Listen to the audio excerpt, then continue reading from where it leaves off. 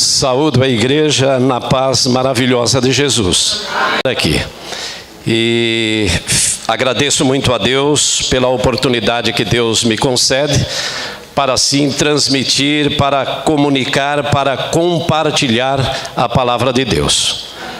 Fico muito feliz. Que Deus abençoe grandemente os irmãos nesta manhã de sábado, né? Irmãos, eu não vejo um relógio aqui. Tá lá. É só para me nortear aqui em relação ao tempo. Prezados irmãos, quando nós estudamos a Bíblia, ali o primeiro capítulo da Bíblia, ali nós vemos, entendemos, compreendemos que Deus criou os céus e a terra. E a terra era sem forma, a terra era vazia e a terra era escura. Criou Deus a luz, e vendo que a luz era boa, Deus fez separações, luz e trevas. Chamou Deus a luz dia e as trevas noite. Sabe, irmãos, quando nós, mediante esse texto bíblico, nós podemos afirmar que o dia tem o seu início com o nascer do sol. Mas o sol se põe e a sombra, a noite, as trevas, a escuridão chega. Quando o sol se põe, esse dia estará para sempre riscado, tirado, eliminado do seu calendário. Nós nunca mais tornaremos a viver esse dia. Quando nós olhamos para este cenário do tempo, nós percebemos algo importante, meus queridos irmãos. O tempo, ele está aí, fixo, eterno. A Bíblia já fala de 1 milênio que nós estaremos no céu, e depois viveremos nessa terra toda a eternidade. Agora, percebemos que o tempo é eterno, mas diferentemente de nós, que passamos por esta terra, por esse tempo, em alta velocidade. As coisas aqui é muito urgente. As coisas aqui passam rápido. Irmãos, os homens santos do passado, os homens bíblicos do passado, vejam o que eles disseram a respeito sobre a brevidade da vida do homem aqui embaixo. Moisés, ele disse assim: acabam-se os nossos anos como um breve pensamento. Jó, o paciente Jó, veja a colocação que ele faz. Ele diz: os meus dias são mais velozes que a lançadeira de um tecelão. Davi, o homem conforme o coração de Deus, olha o que ele diz a respeito: o homem é como um sopro, os seus dias como a sombra que passa.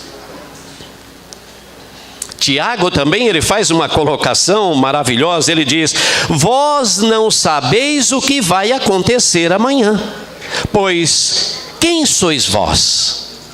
Vós sois como a neblina, que aparece por instante, mas logo se dissipa, logo se vai, logo desaparece.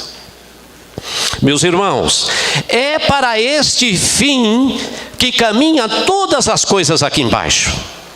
Nós nascemos, vivemos a nossa infância, a nossa adolescência, a juventude, a vida adulta, a velhice e agora, meus prezados irmãos, o tempo de partida chega para todos nós. Não há escape, não há escusa, não há outra estação para se viver aqui embaixo. A estatística da morte, ela tem um índice impressionante, é de 100%, salvos Elias e Enoque. Irmãos, quando nós olhamos para este cenário da brevidade da vida do homem, o retorno de Jesus, o retorno do Salvador, o retorno do nosso Cristo Redentor, é a única única certeza que pode dar sentido à vida, nos enchendo o nosso coração de alegria e paz em um mundo em que tudo passa. A única certeza que pode dar sentido à vida, nos enchendo o coração de alegria e paz, é a promessa gloriosa de Jesus. É a promessa que Ele fez de retornar para nos buscar. Esta deve ser a grande motivação para vivermos hoje com intensidade a vocação o qual eu e você fomos chamados.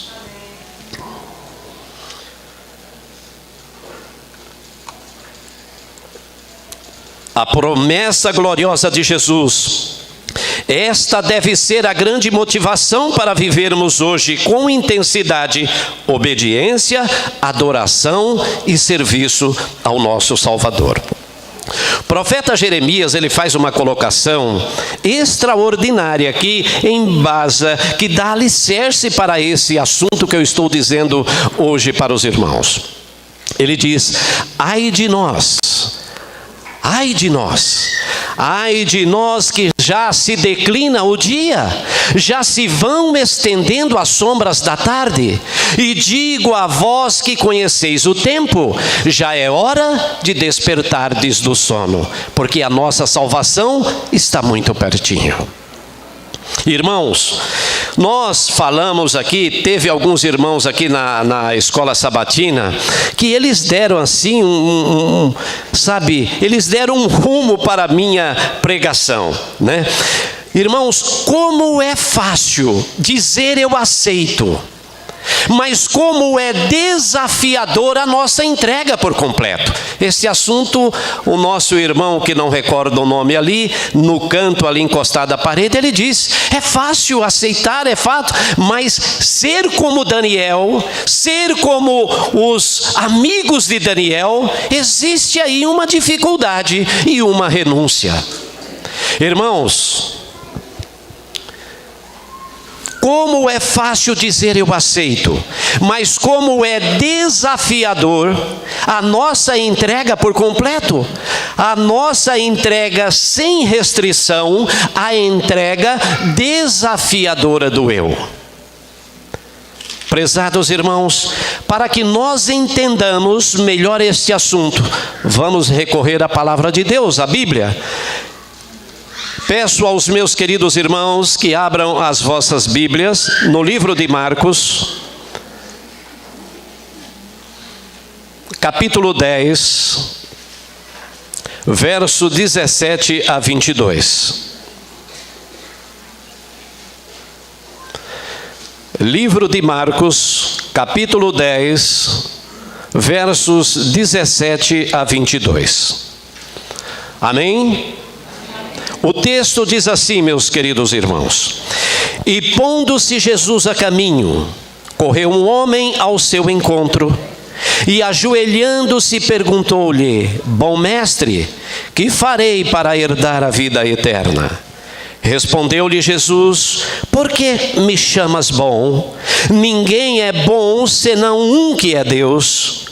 Sabe os mandamentos: não matarás, não adulterarás, não furtarás, não dirás falso testemunho, não defraudarás ninguém, honra teu pai e a tua mãe. Então ele respondeu: mestre, tudo isso tenho observado desde a minha juventude. E Jesus, fitando-o, o amou e disse: só uma coisa te falta. Vai, vende tudo o que tens, dá-o aos pobres e terás um tesouro no céu. Então vem e segue-me. Ele, porém, contrariado com estas palavras, retirou-se triste, porque era dono de muitas propriedades.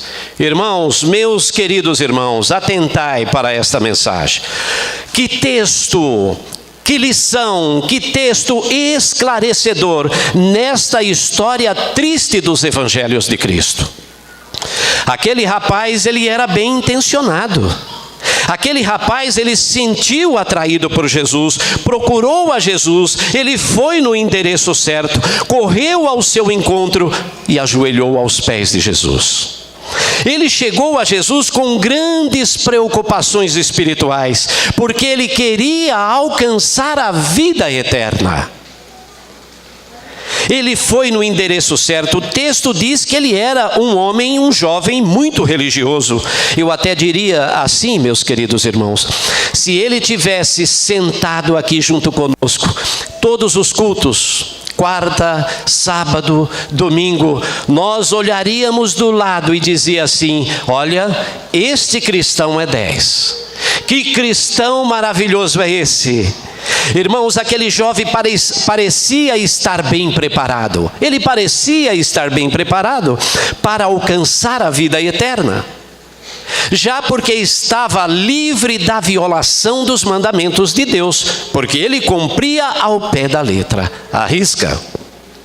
Ele disse: todas estas coisas tenho guardado desde a minha mocidade.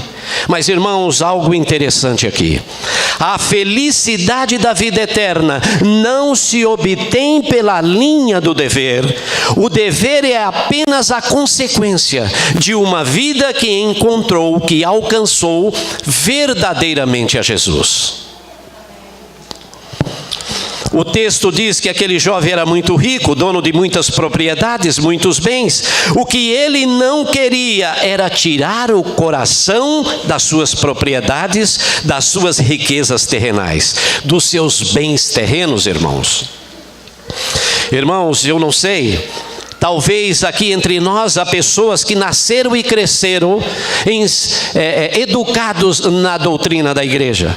Pessoas que guardam todos os mandamentos, mas se sentem vazios espiritualmente. Talvez hoje devemos perguntar: que coisa nos falta? Talvez essa pergunta ainda temos que fazer a nós: que coisa nos falta? Talvez não seja a riqueza daquele jovem rico, mas talvez seja alguns detalhes acariciados que nos faz separação da vida eterna. Podemos até dizer assim, irmãos: isto não se aplica em mim. Eu já me batizei, eu já entreguei o meu coração a Jesus, mas eu gostaria nesta manhã aqui considerar um texto do Espírito de Profecia, inspirado, escrito por Ellen G. White, que se encontra no livro Fundamentos da Educação Cristã, página 284. A serva do Senhor, ela diz assim, veja esse texto, irmãos: existem tantos os que professam ser seguidores de Jesus Cristo, jamais tendo morrido para o próprio eu, nunca caíram sobre a rocha ficando em pedaços, até que isso se dê, viverão para si mesmo, e se morrerem como estão, será para sempre demasiadamente tarde para endireitar os seus erros.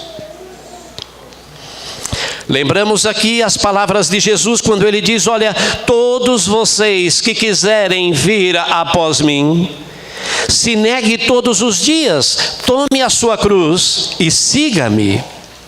Sabe, irmãos, como é fácil dizer eu aceito, mas como é desafiador uma entrega por completo, uma entrega sem restrição, uma entrega desafiadora do nosso eu. Irmãos, quando falamos de entrega, quando nós falamos de renúncia, quando nós falamos de alguém que morreu para o próprio eu, nós conhecemos um extraordinário personagem bíblico, Paulo, o gigante Paulo, como diz o pastor Bolhon. Ninguém mais entendeu tanto a preciosidade da entrega como o apóstolo Paulo.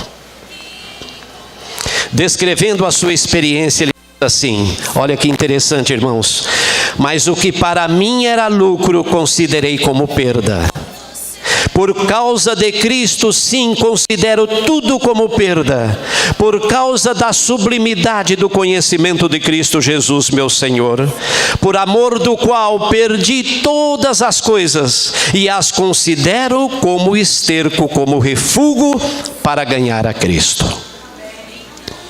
Amém? Irmãos, um filósofo, educador e teólogo, Humberto Holden, ele escreveu uma biografia de Paulo. E em um texto, olha a afirmação que ele faz. Paulo é um livro que só fala de Cristo. Paulo é uma chama que só arde por Cristo. Paulo é um gênio que só pensa em Cristo. Paulo é uma vontade que só quer Cristo. Paulo é um herói que só luta por Cristo. Paulo é uma alma que só vive de Cristo, por Cristo e para Cristo. Esta é a experiência de quem se entregou por completo, sem reserva, integralmente para servir o Salvador Jesus. Ele diz assim, irmãos, e ele chega a um ponto de dizer assim: já não sou eu que vivo, mas Cristo vive em mim. E ele deixou um conselho para você nesta manhã, para mim, para todos nós. E está registrado em 1 Coríntios 11, ele diz assim: sede meus imitadores. Sede meus imitadores como eu sou de Cristo. Irmãos, na peregrinação desta nossa caminhada, desta nossa vida, nós padecemos, sofremos, caímos. O pastor Bolhon faz uma colocação extraordinária: ninguém perderá o céu porque um dia caiu, mas perderá o céu porque um dia caído não se levantou para continuar a caminhada. Existe sempre algo em nós para corrigir, para melhorar, e a lição da escola sabatina fala muito bem disso. Preparação para o tempo do fim. Irmãos, conta-se uma experiência. Dois homens, dois amigos, muito amigos. E eles gostavam muito de beber bebidas alcoólicas. Eles gostavam muito de beber. Só que eles moravam, irmãos, à margem de um rio. E para que eles fossem beber, eles tinham que entrar em uma canoa deles, atravessar ali aquele rio e ir do outro lado, porque era naquele local do outro lado que ficava a venda, aonde vendia as tais bebidas alcoólicas. Certa tarde, os dois entraram naquele barquinho e começaram a remar, e foram, chegando lá, o sol já estava descendo, eles começaram a beber, já era altas horas da noite, e eles já estavam bêbados e embriagados. Resolveram retornar para casa. Entraram na canoa e começaram a remar. Remaram até o dia, irmãos, já estava amanhecendo. Quando o dia clareou, irmãos, eles perceberam que não havia saído do mesmo lugar. Por quê? Eles esqueceram de desamarrar a canoa. Sabe, irmãos, nós estamos vivendo um tempo oportuno. Esta lição que chegou nas nossas mãos hoje, falando sobre preparação para o tempo do fim, não é por acaso, irmãos. A lição para chegar em nossas mãos, ela leva 5 anos para ser redigida. Muita oração, muitas orações elevadas ao céu para que tema, e esse tema é oportuno para o tempo que eu e você estamos vivendo hoje. Sabe, irmãos, aquele jovem rico pensou que tudo estava resolvido. Pensou que não havia nada para ser alcançado, nenhuma falha de caráter, nenhum pecado para ser abandonado. Irmãos, quantas vezes nós enganamos a nós mesmos e passamos a fazer a oração dos laodiceanos? sou rico, sou abastado e de nada eu tenho falta. Irmãos, aquele jovem aparentemente, ele não estava disposto a fazer as mudanças que precisava fazer. Agora aquele jovem estava triste, o seu semblante que era alegre mudou, de alegria para tristeza, de emoção para aflição. Este era o mesmo homem que correu para os pés de Jesus e caiu de joelho aos seus pés. Agora ele ficou triste, aborrecido, amargurado, chateado. A verdade, irmãos, é que aquele jovem, ele não possuía os bens, mas eram os bens que o possuía. Prezados irmãos, e digo a nós, quando nós estamos possuídos por algo,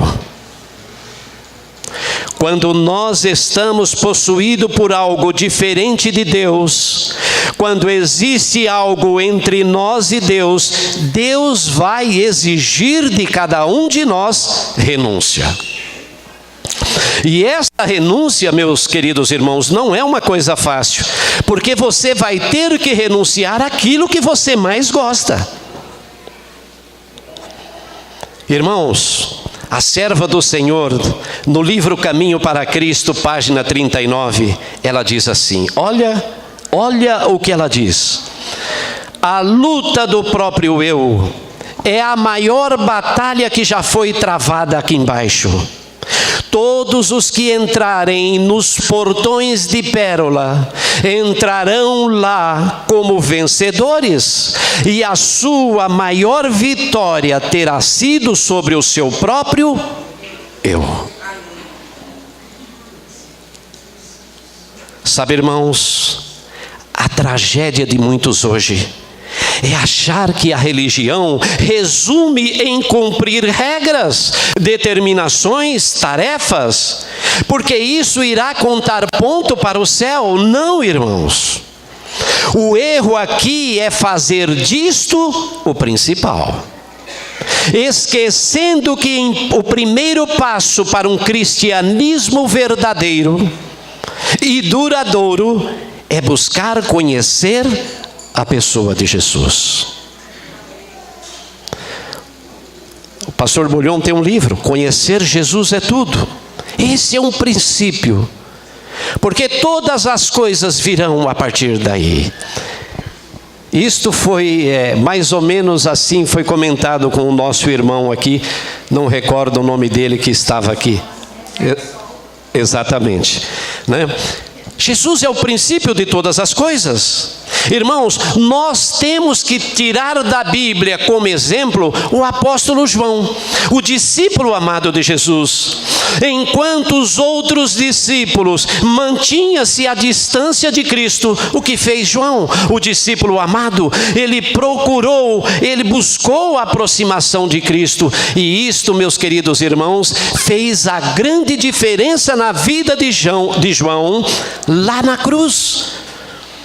Quando Cristo Jesus foi crucificado, todos os discípulos fugiram, somente João estava ali aos pés da cruz, ao lado da cruz. Prezados irmãos, e ele também, irmãos, João, ele foi autor desta maravilhosa frase, quando Jesus já havia ressuscitado. Os discípulos estavam pescando em alto mar, e ali eles estavam pescando, e eis que aparece alguém caminhando à beira-mar, ali à beira da praia. E ele lá começou a dizer, olha, vocês têm alguma coisa aí? E eles não conheciam, até que João disse assim, Pedro, é Jesus, Pedro é o mestre. Olha a diferença, irmãos, quando nós estamos pertinho de Jesus. Olha a diferença que faz na nossa vida. Todos os discípulos estavam alheios àquela pessoa que estava caminhando à praia, mas João disse, Pedro é o Senhor, é o mestre que está ali. Sabe, irmãos, no meio dos que professam ser seguidores de Cristo Jesus, nós encontramos dois tipos de seguidores. E eu gostaria que a igreja atentasse para esse detalhe. Nós encontramos o religioso e o cristão autêntico. Veja o que acontece com esses dois personagens. O religioso, ele faz as coisas boas para ser aceito.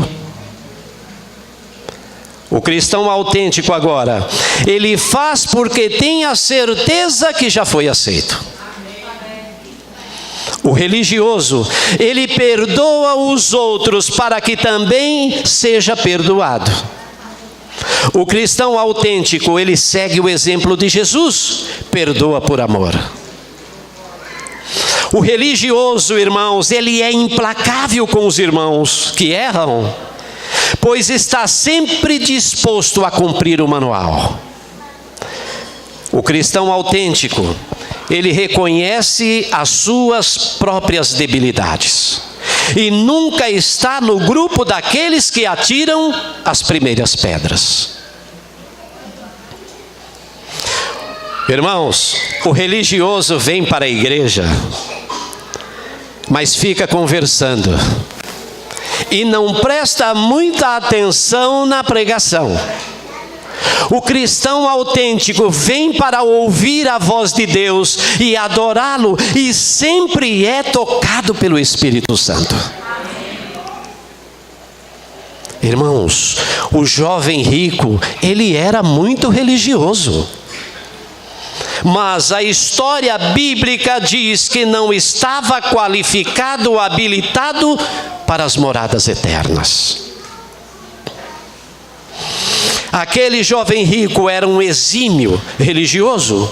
Quando ele diz: tudo isso, Senhor, tudo isso, mestre, eu tenho feito desde a minha mocidade.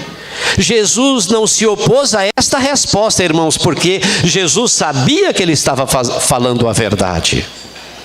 Este jovem, irmãos, assim como Abraão, como Jó, como José, como Jacó, como Davi e outros ricos da Bíblia, também amava o próximo. Mas ele, em um ponto, desentoava em relação a Jó, a Davi, a Abraão, a Isaac. Vamos aqui fazer uma breve comparação entre Jó e o jovem rico. Jó, na sua riqueza, ele amava Deus.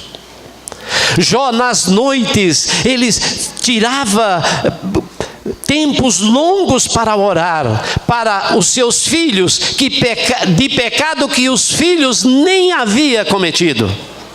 Ele era um homem temente, fiel, justo a Deus. E ele provou isso quando a tempestade chegou na sua vida. Mas também quando a dificuldade chegou na sua vida, na vida de Jó, tão grandiosa como foi, ele não desistiu. Quando ele tinha todos os motivos, meus queridos irmãos, para abandonar a Deus, para desistir, olha o que ele diz: eu sei que o meu Redentor vive e por fim se levantará sobre a terra. O jovem rico, irmãos, quando confrontado entre o espiritual e o terrenal, ele mostrou a sua verdadeira face. Ele desistiu. Ele mostrou verdadeiramente aonde estava o seu coração. A diferença entre esses dois homens era o amor. Jó, o amor dele estava acima de tudo na pessoa de Cristo, na pessoa de Deus, na pessoa de Deus. O jovem rico, o seu amor maior era as coisas perecíveis deste mundo. Sabe, irmãos, às vezes nós pensamos, interessante essa parte aqui nesta mensagem. Às vezes nós pensamos que esta lição do jovem rico não serve para os pobres. Quando nós lemos esse texto do jovem rico, nós passamos a folha com tanta rapidez e na nossa mente às vezes pensamos assim: não, isso não serve para mim, que eu não sou pobre. Aqui há um terrível e verdadeiro engano. Se o fator da riqueza não nos implica, não nos traz dificuldade para atingirmos a vida eterna, então por que muitas das vezes o nosso telefone, o nosso carro, o trabalho, o computador, horas de internet, horas de televisão, se nós colocarmos na ponta do lápis, percebemos que é muito mais vergonhoso. Eu sei que aqui ninguém desperdiça seu tempo com estas coisas, mas faz parte da mensagem. Irmãos, comparar a nossa dificuldade de coisas bem menores, bem mais barata em relação à riqueza do jovem rico, nesta condição somos piores do que aquele jovem.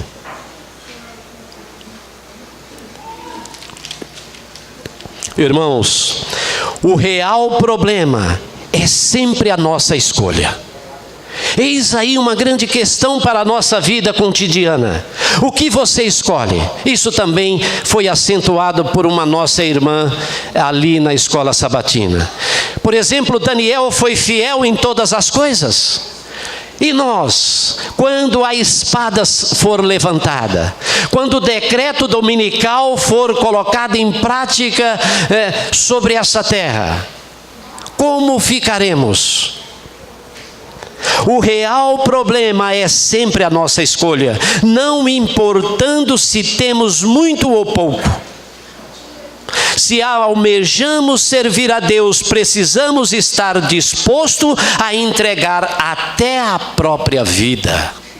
Não foi assim que Jesus disse? Jesus disse: porque aquele que quiser salvar a sua vida, perdê-la-á. E quem perder a sua vida por amor a mim, este achá-la.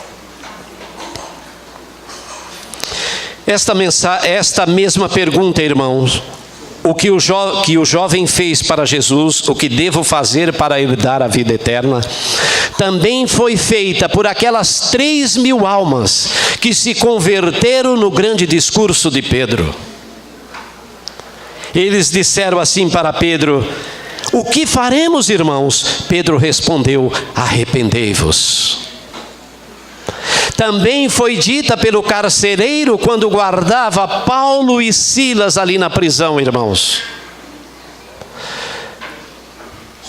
Ele disse a Paulo: o que devo fazer para ser salvo?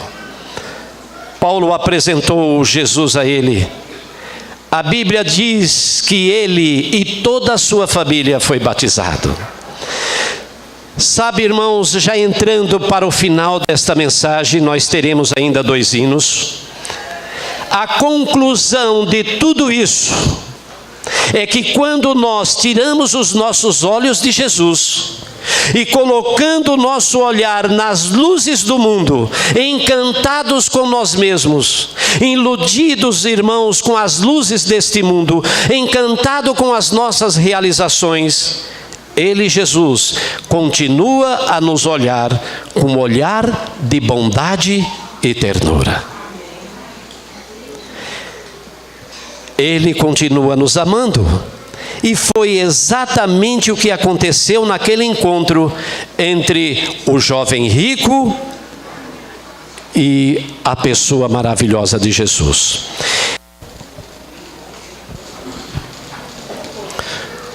Irmãos, talvez hoje, nesta manhã de sábado, a pergunta ainda insiste, a pergunta ainda fica: o que devo fazer para ser salvo?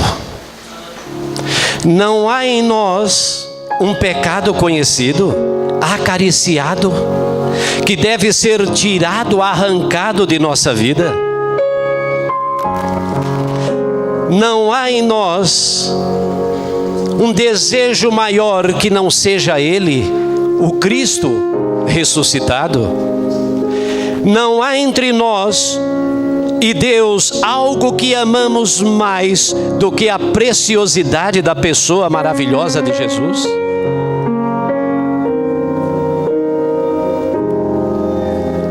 Irmãos, nós estamos vivendo num tempo solene, um tempo de preparação, um tempo de mudanças. No livro de São João, capítulo 11, Jesus disse assim: o dia não tem 12 horas? Pois quem anda de dia não tropeça porque vê a luz deste mundo. Mas quando anda à noite tropeça porque nele não há luz. Irmãos, aqui com esse verso, Jesus está dizendo a mim e a você nesta manhã de sábado, que é tempo de agir, de realizar, de fazer, de executar, fazer as mudanças que devem ser feitas. É tempo de mudar, é tempo de mudança, é tempo de despertar, é tempo de corrigir, é tempo de renúncia. Renunciar tudo aquilo que nos impede de obter a vida eterna. Vida eterna tão sonhada, tão desejada por aquele jovem, mas que não teve a coragem de fazer as manutenções, aquilo que deveria fazer, as correções. Irmãos, eu digo isso aos meus queridos irmãos nesta manhã, porque no mesmo livro de São João, agora capítulo 9, Jesus aparece dizendo assim: a noite vem, a noite se aproxima, quando ninguém mais poderá agir, fazer, executar, realizar, quando ninguém mais poderá trabalhar. E Jesus está nos dizendo que hoje é dia de trabalhar, de fazer aquilo que devemos fazer. O profeta Isaías, ele diz assim: buscai ao Senhor enquanto se pode achar, invocai-o enquanto está perto.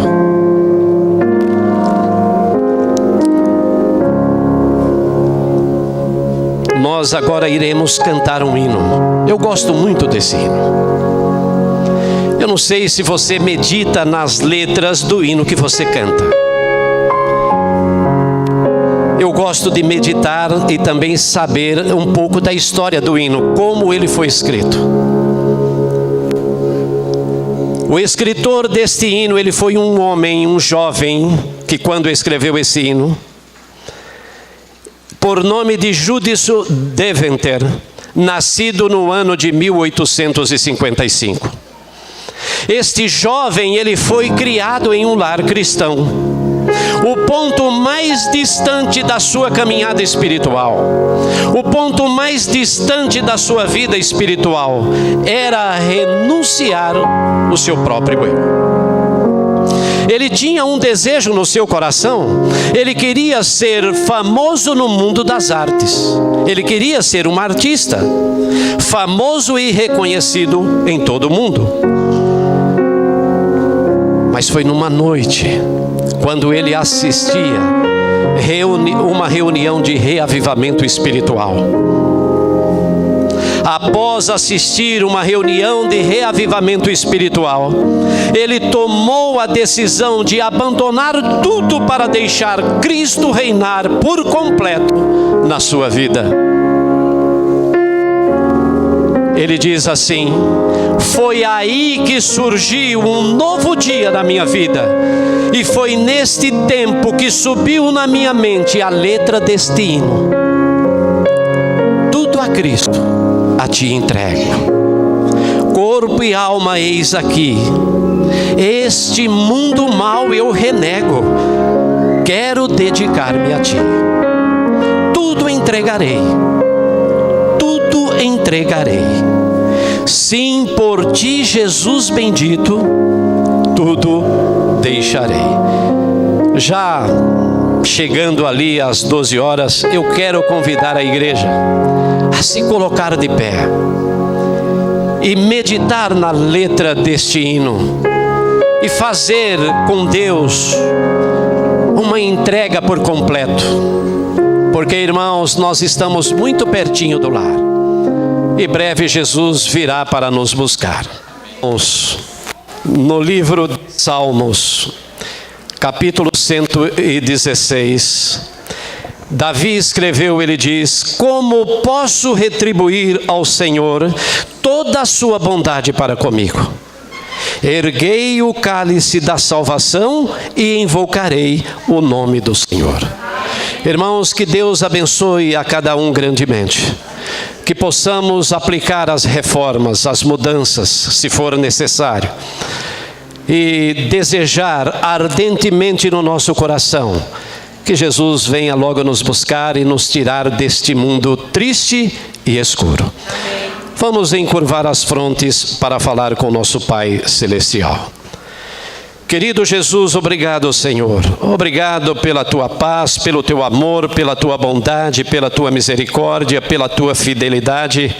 Obrigado, Jesus, pelo teu companheirismo, pela tua presença em nosso meio. Querido Jesus, quero reforçar, quero dizer mais uma vez, mas entendendo que o Senhor tomou nota na primeira oração que fiz, que o Senhor tome em tuas santas mãos esta igreja. Que esta igreja pode ser uma bênção, Senhor, aqui na circunvizinhança. Aqui, Senhor, ao redor. Aqui, Senhor, nesta comunidade. Que o Senhor possa grandemente derramar o teu Santo Espírito na vida de cada um dos nossos queridos irmãos e sair, Senhor, pelos trilhos, pelos caminhos, pelas ruas, Senhor, e assim poder falar deste amor maravilhoso, deste poder, desta graça, deste Salvador que é Jesus, que morreu na cruz por todos nós. Querido Jesus, nos guarda. Agora iremos sair daqui, Senhor, e iremos para os nossos lares. Senhor, queremos pedir a companhia dos teus santos anjos para nos livrar e para nos guardar. Mas, Pai de amor, eu rogo a Ti a companhia muito especial do Espírito Santo, vivendo e trabalhando em nossas mentes e nos nossos corações, para que possamos servir, dar, Senhor, o máximo de nós para a causa deste maravilhoso Evangelho de Cristo Jesus. Querido Jesus, assim fazemos a nossa oração, confiando inteiramente, completamente no nome maravilhoso de Jesus. Amém. Amém. Que Deus abençoe a todos, irmãos.